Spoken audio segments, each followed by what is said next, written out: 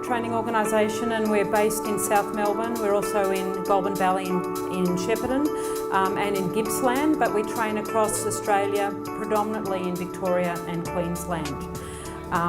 Our industry is traditionally populated more with females, but certainly men are welcome and sought after as well. So it's not an industry you should discount. Demand is growing, and demand is growing because we have an older population and the workforce is older as well. So when I left school, I nursed initially, and at that time it seemed like I would be in the bottom tier of the hospital for a long time. At the moment, people can very quickly progress in health and community services, and there are defined career pathways in this area where people can cross-skill, or they can move from vocational education and training into university. What we see in this industry is people that start at entry level very quickly move across industry. They may start in a hospital doing orderly work, for example, and then they very quickly realise that they may prefer to be in radiology, or they really want to become a nurse. And the opportunity to witness the job growth in this industry isn't really as obvious until you're working there. One of the things in health and community service is universal, and that is the personal attributes people would need.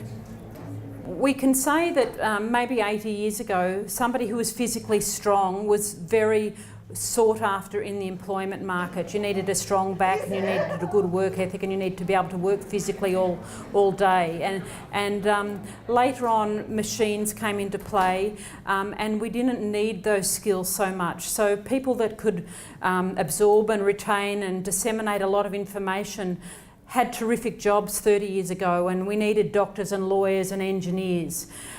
We still need those people, but computers have provided a lot of those services that were required, will assist people. So you can go online and you can get a diagnosis, you can go online and you can draw up a legal document, for example, you can go online and design your house.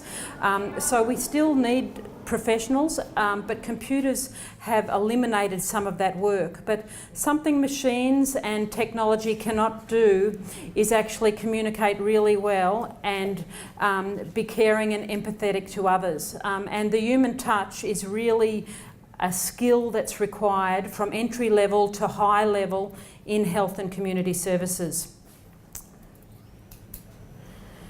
Personal attributes in this area, being a team player, unlikely that you'll be working alone unless you're doing outreach work.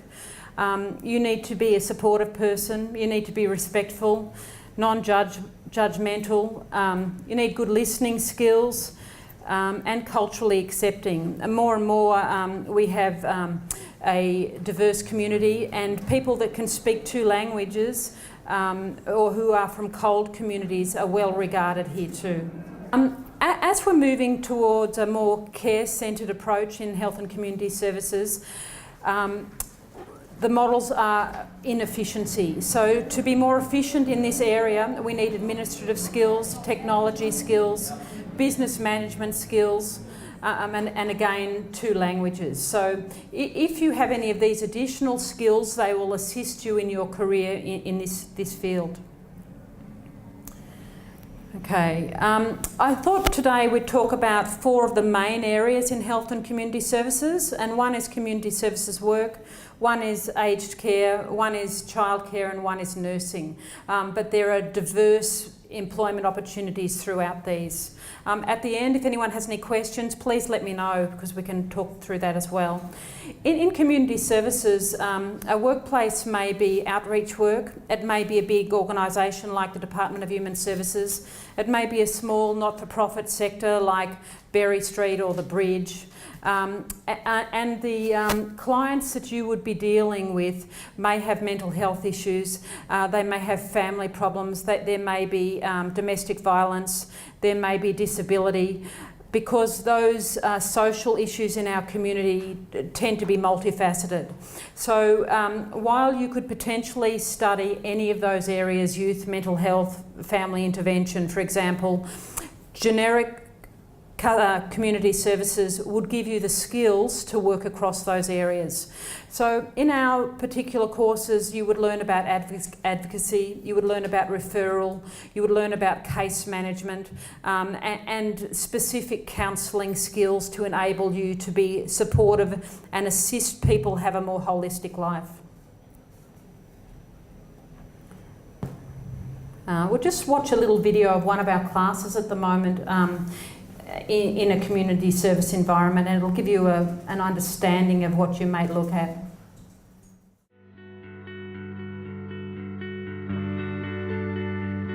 Primarily we are offering what I call foundation courses, Certificate 4 in Community Services work, and also we're offering at the moment a dual diploma or a standalone diploma in Community Services work and counselling. At Certificate 4 level, the employment opportunities and volunteer opportunities are immense.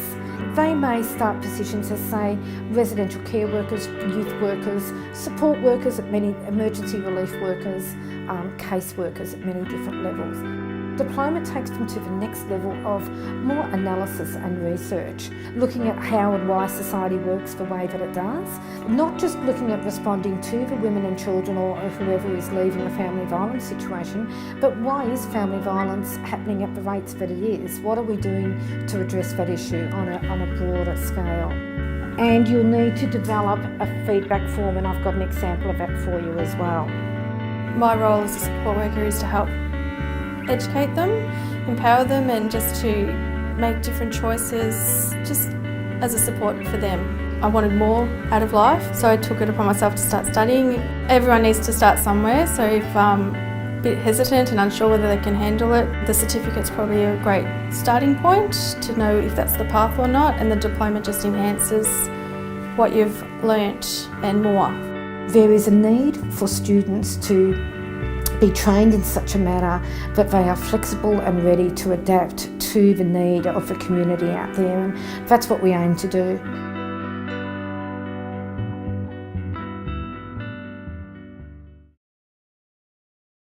Okay, we have any questions about community services at all? No? One of the other areas in community services is early education, early childhood education and care. And this is a big topical area at the moment because of the shortage of childcare workers. And today a childcare worker is an educator. So there's a great recognition that somebody working in childcare is really essential to assist a young person develop.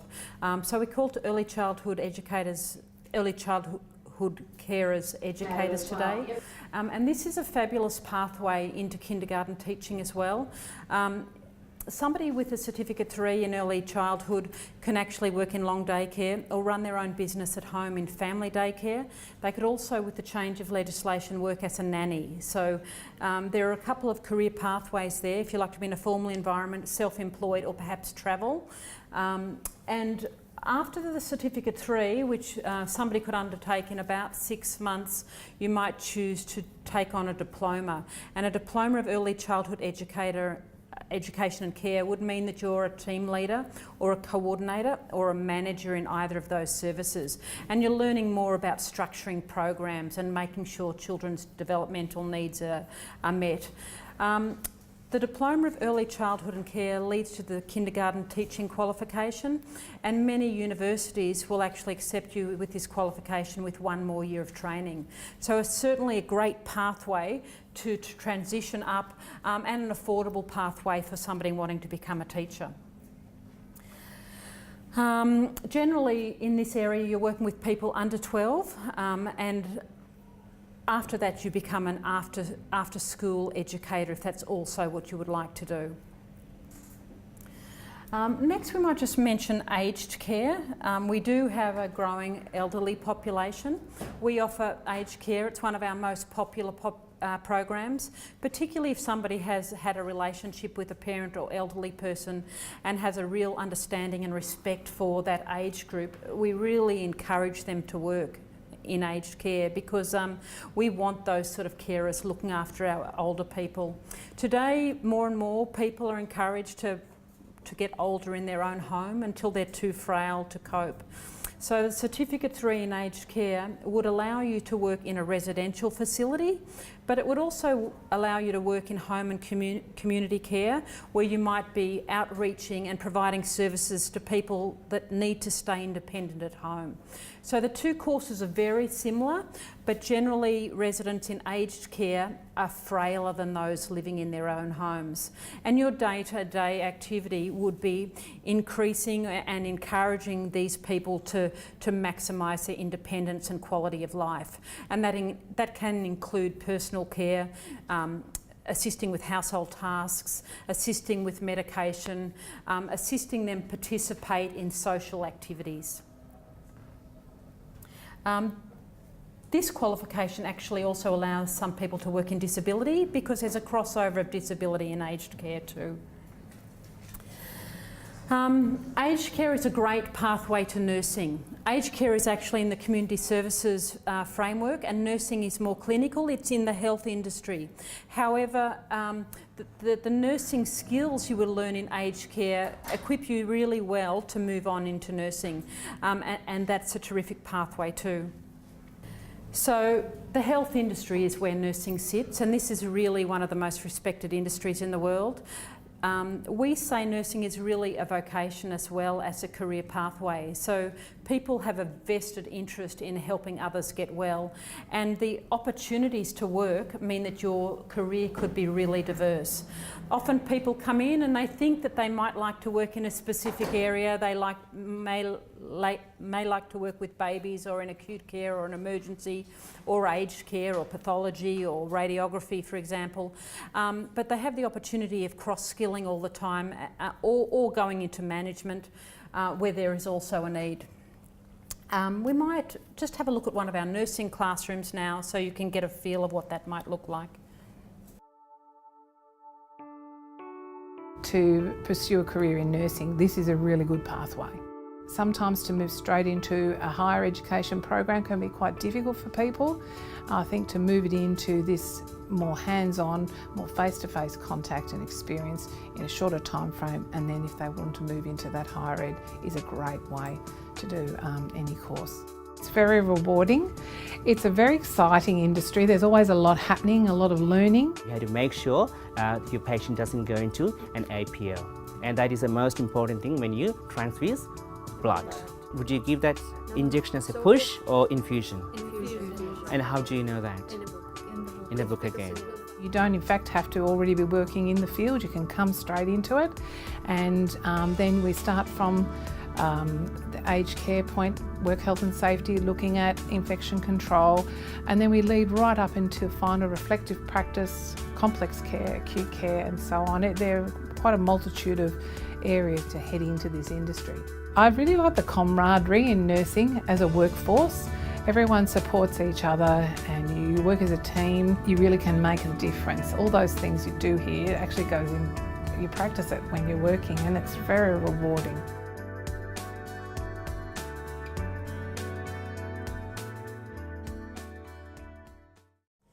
I'll just mention the Partners in Training nursing model. It's a little unique. The Nursing Board actually specifies how much training each training organisation needs to give a nurse to give them the skills they need. Many of the bigger organisations will actually roster your training 3 flexible days a week. So it could be Monday, Tuesday, Wednesday one week, Thursday, Friday, Monday the following week, for example. Our model is 1 day a week, every day for 2 years, which means that people that come in that are not 18, who have other commitments, they have a family, they need to work, for example, can manage that training schedule, and 2 years isn't very long. It does include a 10-week placement during that period in acute, critical, community and mental health, but it's something that you can accommodate in your existing life. And it's a terrific pathway further if you'd like to move into registered nursing as well. Okay, where to get where you want to go. I guess the next step for people that might like to consider these careers is to come and speak to us. Some of the qualifications start at Certificate 3 level, for example aged care or childcare. Some start at Cert 4, Community Services Mental Health. Nursing starts at the diploma generally. But it's always great to dip your toe in the water and see where you'd like to be, and you can talk to us. All of our courses pathway up to university. Okay, so there are many training organisations out there. It's a minefield really. What do you look for? So you look for somebody that you can trust. You look for qualified and current trainers. You look for good facilities, particularly with the sort of programs that we offer. You want to see nursing labs, you want to see childcare rooms, you want to be able to actually practice what you're doing. So that's what I'd be considering if I was seeking a training organisation. You want somebody that's going to organise work placement for you, because many courses in vocational education are determined and dependent on you actually going out into the workplace and practising your skills. If you have to negotiate that yourself, it can be really difficult. So you want a training organisation that will organise it for you. Supported placement opportunities. You'd love to think that your trainer's going to go out there and visit you and make sure you're okay and reinforce the learning you've had in the classroom. And of course, appropriate online assessment.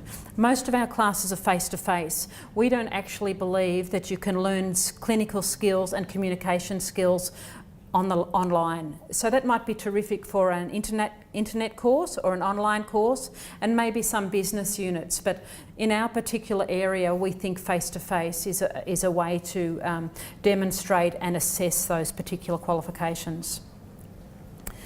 So if you'd like to go further, I think we're in stand 63 today, you're welcome to ring us. We're online. You can come and see us. You can contact us by phone. I'm happy to take any questions. Are there any questions today? No? Does anyone work in these areas? No? Well, consider them if you're looking for a career change or very rewarding work. Thank you very much.